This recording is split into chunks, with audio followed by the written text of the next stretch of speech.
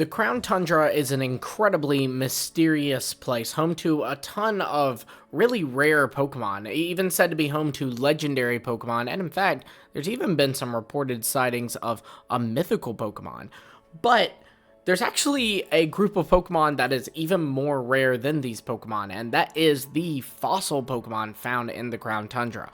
Welcome back to the Lumiose Post, where we talk about all things Pokemon, and today we're going to be talking about why there are so many fossil Pokemon in the Crown Tundra. You see, obviously this is really odd, and the reason these Pokemon are so much rarer than the aforementioned legendary and mythical Pokemon found here is because these Pokemon shouldn't exist at all. They're supposed to be extinct. So what exactly are we doing here? Are we seeing some kind of example of like the Savage Lands from the X-Men, where dinosaurs still are roaming? Is that what this is? No, I actually don't think that's the case. I know that at first glance, people will want to say that the Crown Tundra is just so remote that these Pokemon are able to thrive out here, but I really don't think that's it. I think that it is instead, they were intentionally put here by various Pokemon scientists or even Pokemon professors. So why are we thinking this? Well, first off, we do have the fossil restoration theory. This has been a long-running theory in the Pokemon community. It's heavily debated, sure, but I do think it has a good bit of merit to it. This is the theory that Pokemon, when revived, are not revived incredibly accurately. Some explanations for this could be that these Pokemon have the rock typing as a result of the fossil restoration process. Some proof of this could be the fact that we have an Aurorus Dex entry, which I talked all about, that suggests that there is an Aurorus that actually does not look like the Aurorus of today. So like it was an Aurorus preserved as it was back then, which implies that it doesn't look the way now as it did back then. So that's just kind of interesting. And of course it also makes sense because when you see these Pokemon restored from a fossil, it kind of makes sense that we would have to kind of fib the DNA a little bit, because we're usually restoring the Pokemon from a partial fossil, right? Like you have the skull fossil or the plumage fossil, implying there's only a piece of this Pokemon in there. Even common dinosaur restoration movies like Jurassic Park, they show that they actually usually use other animals like close ancestors or close relatives, to these dinosaurs DNA to kind of fill the gaps, if you will. And of course, like I mentioned, the rock typing, a lot of people think that could be evidence, as all of these Pokemon have that in common, the rock typing, with the sole exception of the Galar fossils. But one could argue that the reason the Galar fossils are so complete is because not only are their fossils making up more of the actual Pokemon than the fossils of previous generations, but also too, they're combinations of two different fossils. So they basically are making a complete Pokemon and not just reviving something from a skull or a plumage, even if the Pokemon is not actually a Pokemon, but a half and half of two different Pokemon. So obviously, if the fossil restoration theory was true, this would mean that these Pokemon that are living in the Crown Tundra are not, in fact, Pokemon that have thrived because of the remoteness of the Crown Tundra, but instead are definitively Pokemon that got placed there. But, of course, the fossil restoration theory is just a theory, so we can't have a theory hinge on a theory alone, right? So there has to be more evidence to why these Pokemon living in the Crown Tundra are not, in fact, Pokemon that have just naturally lived here, but Pokemon that were placed here.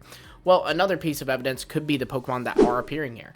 Some of these choices are a little bit weird. It makes sense that a Pokemon like a Mara could thrive in this type of climate, but Pokemon like Anorith and Lileep, two Pokemon where typically when you're finding a fossil of these, they're found in more tropical climates like Hoenn.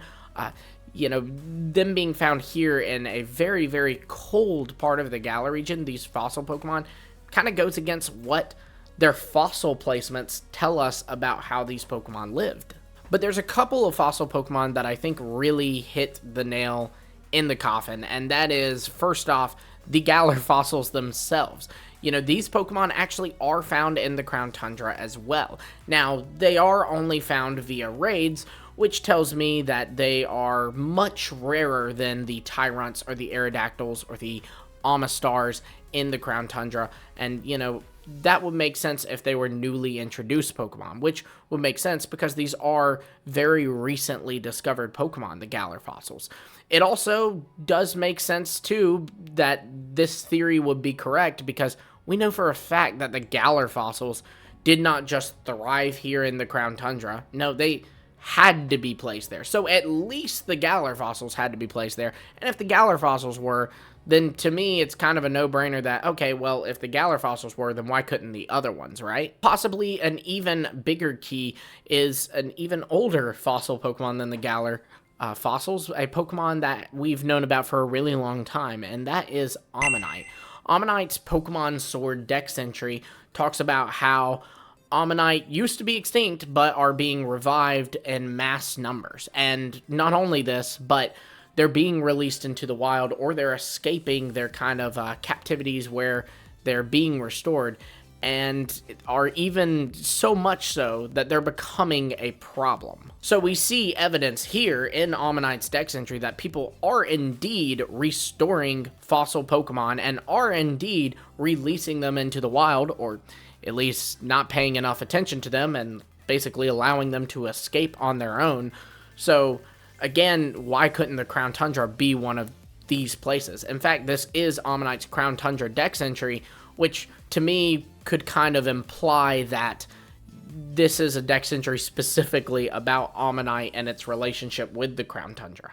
And of course, that little bit about them escaping captivity, to restore an ancient Pokemon and then not even keep a good enough eye on it, and as it escapes from your pen, that sounds a little careless, doesn't it? A little careless. Like the scientist who researches fossil Pokemon and even restores fossils in the Galar region. Also, the first person to discover these Galar fossils, the first person to basically create these new Pokemon, Dracovish, Dracozolt, Arctovish, and Arctozolt, is Kalos. And, again, these Pokemon are in the Crown Tundra, albeit rare, so, if they're here, it's very likely that it was Kalos specifically who put them there. But I do not think that Kalos is the only one putting fossil Pokemon here. I'm just saying, that little bit about Omanyte's entry, it being able to escape, and the Galar fossils being there, makes me think that she is at least one of the people who is putting it there. But overall, I do think that there is just a big movement to restore Pokemon who are endangered or going extinct.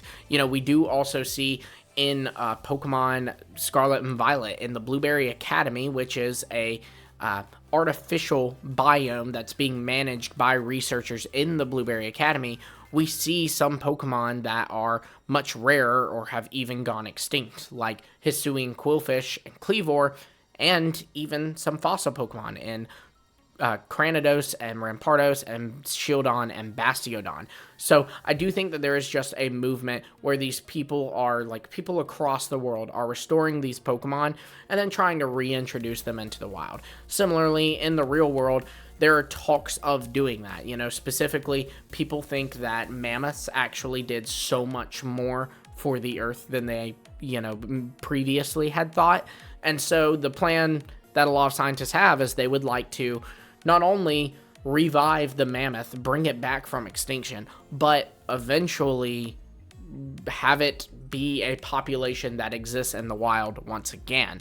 Now, that's ages down the road, but of course, Pokemon technology is a little more advanced than ours, so it makes sense that they would get there a bit sooner. And there's other examples of this. We also have a remote area called the Lentil region, and here again we're seeing some fossil Pokemon live here, like Aurorus and Tyrantrum and Aerodactyl. So that's also interesting that anytime you're seeing these wild Pokemon, it's in remote areas, and I think our brain instantly goes to a place of, oh, okay, well, they were able to thrive here because it's so remote. But no, I think it's the opposite, and it's that, okay, well, there's not as much, because the biggest killer of animals, the biggest drive of extinction is unfortunately humans. So I think the idea is these professors are like, let's put these guys in remote areas, or in Blueberry Academy's place, maybe even Shieldon and Cranidos.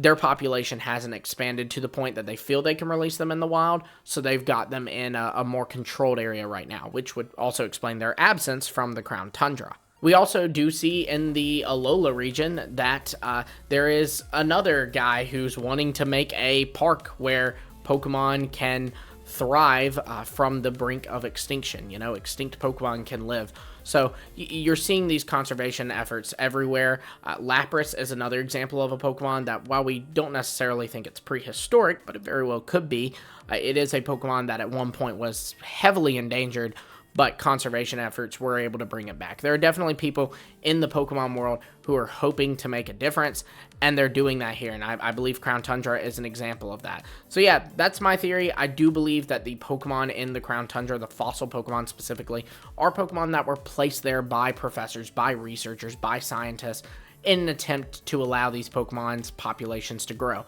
And it seems that this method is pretty successful, as Omanyte has grown so much, it's become a problem.